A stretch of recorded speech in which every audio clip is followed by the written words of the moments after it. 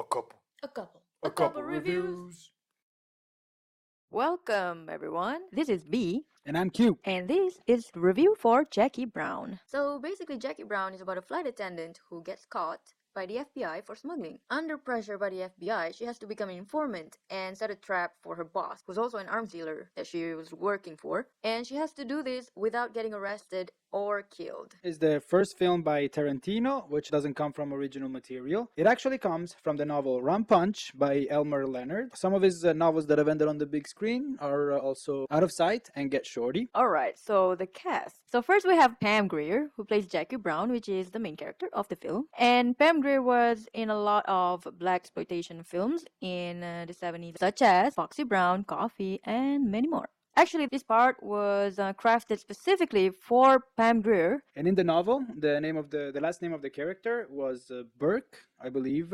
And Tarantino changed the last name to Brown as a nod, as we said earlier, to Foxy Brown. Yeah. Second cast, we have Samuel L. Jackson, who plays Ordell Robbie. As you know, Samuel L. Jackson, he's in a lot of Tarantino films. Well, this was his second Tarantino film. Following Jackie Brown, he was in Kill Bill 2, Django, and Hateful Eight. Let us know if I'm leaving some movies behind. This film is actually Samuel's favorite Tarantino film. And this movie holds the record for the highest number of times where Samuel L. Jackson says "motherfucker," which is not believable. Yeah, well, I mean, the number is not believable. 37 times. Feels like it should be 250, but okay. It feels really low. It's 37 times. It doesn't sound like what Samuel would... In a sentence, maybe. Yeah. In one sentence, probably, he says.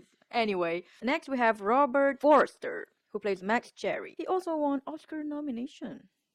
Well, Did he also got an Oscar nomination. He also got an Oscar nomination for this role. And next we have Bridget Fonda, who plays Melanie. And next we have Robert De Niro, who plays Luis Gara. It's not like his usual role. It's a very low-key role. So by low-key, you mean minimal. Like, he literally only sits around and say a couple of lines. From the interviews, it was mentioned that he had a bit of beef with Tarantino during the filming because he felt underused. Yeah, which is probably why Tarantino gave him a few more lines towards the second half. Yeah. He also wanted to play Max Cherry, if I'm... Right. Next, we have Michael Keaton. Michael Keaton. Michael Keaton. How do you say? Keaton. Michael Keaton. Michael Keaton. Okay. Yes. As FBI. And Michael Bublé. No, that's not him. Michael Bowen is the L.A. cop. Yeah. I mentioned earlier that this is the first Tarantino film that doesn't come from original material, but I should correct myself. It's the only Tarantino film that doesn't come from original material. And so it's not your typical Tarantino film. And by that I mean that there's much less violence and gore. And the violence that is on screen is not too out there. Yeah, it's not over the top like a lot of his films. It also tells the story in a more traditional and linear way. And apart from a certain scene that I believe is a homage to Rashomon, and I will tell you later in the spoiler section why. Even though it's not a typical Tarantino film, I believe it still manages to tell a very engaging story that's gonna keep you guessing all the way through. Is it? I wasn't guessing a lot though. Like, I could see what... Really? I saw a lot of it coming, except the Gara part. Oh, well, yeah. I thought it was just gonna be the background noise, you know.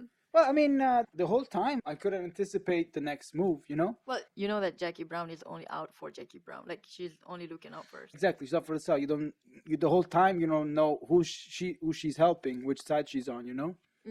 Maybe she doesn't either, and she's going with the flow. Like, but you don't know. It keeps you guessing. She's on her side. She's on her own side. What I really liked about this film is that it's very dialogue-centered. So Tarantino sacrificed the violence for... I wouldn't call it that, but okay. Well, I mean, it's tone down the violence. Tone down, yes.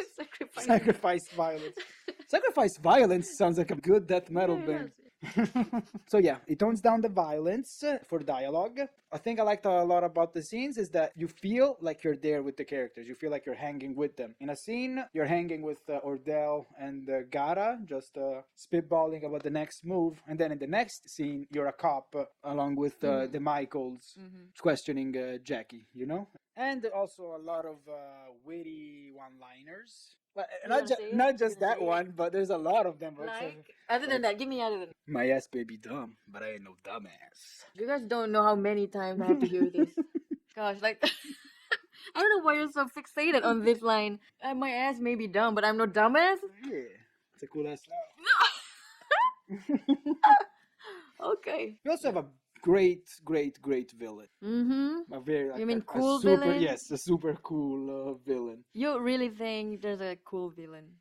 Yeah, I think someone plays a pretty cool villain. Like even as though in stylish villain? yeah, like he's got swagger, he's got charisma. You know, he's an incredibly despicable person, and you're gonna see some despicable stuff. But you can't mix. Can you mix like positive and negative together? Like Well, you, like if I cool didn't is know, positive and villain is negative. So if you no, you put can them be together, you can be a piece of shit and still be cool. Like if I didn't know that Ordell was a POS, I would think, oh, that's a cool ass motherfucker. You know? Yeah. But like you can say, oh, Samuel L. Jackson makes a great villain. Yeah. But you don't say, oh, he's a cool villain. Yes. What do you think? Do you think you can be a cool villain? No. Is there such thing as a cool villain? I think so. Yeah. There's also an incredible use of soundtrack. I mean, Tarantino's known for having really cool soundtrack, and this might be my favorite because the songs seem crafted specifically for those scenes. If I didn't know the songs previously, I would think that they were made specifically for the movie. It's really a really great use of soundtrack. They're very fitting. Yeah, Very fitting sound. I'm gonna blow your mind. Negatives. Well, it's not really a negative, but you must like dialogue-driven films. There's not a whole lot of action, especially for a Tarantino film. It might stretch out a bit too long. Some scenes maybe could have used some clipping. I would say that the beginning was a bit slow, but as the film goes on, it picked up the pace a bit. Also, the De Niro performance was alright, I guess. And I don't know if it's Pam Grier's character that is dead inside. But she seemed emotionless in a few scenes. But I mean, yeah, I could also see the character being emotionless. So maybe it's wanted. I mean, I would like to think that the character is dead inside. I mean, she's smuggling money and cocaine for a living. I'm just working towards the theory that Jackie Brown herself is dead inside, because in a few scenes she could have expressed more emotions, like more anger, more frustration, more happy. I don't know. It's just like the eyes was kind of dead. But maybe that's the character. I don't know.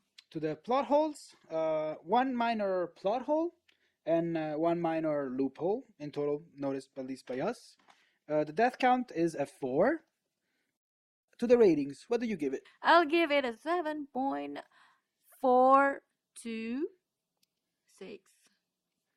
9. I'm gonna give it a strong 8, actually. Okay, so that's all for now, and we're gonna head to the spoiler section, where we will spoil you. So if you don't want to get spoiled, then you can stop right here. And make sure to hit the like button. And subscribe. We have a grim review up next for you, so stay tuned. And let us know if you will snitch on your criminal boss if you were facing a lot of time in prison. Well, I would suggest you to stay out of, criminal activities in the first place. But yeah, let us know, and we'll see you next review. Well, so that's it, and yeah, let's head on over to the spoiler section.